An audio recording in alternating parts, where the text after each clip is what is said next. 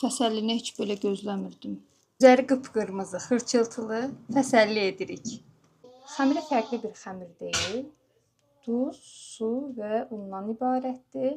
5 stəkan un var qabda. Üzərinə biraz duz əlavə edirəm. Su əlavə edirəm.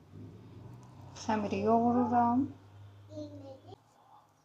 Səliqəli, hamar, yumşaq xəmir əldə eləmişəm. Biraz dinlənməyə qoyuram.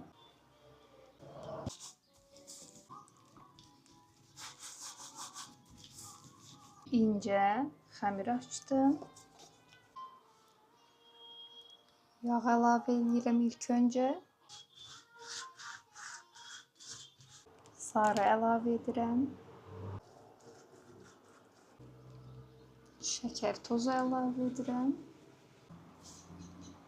Rulon halına gətirirəm. Açdığım fəsəllini soba listinə yerləşdirirəm. Biraz da burada belə açıram. Yumurtanın sarısını üzərinə vururam. 180 dərəcəlik sobada yarım saat bişirəcəm.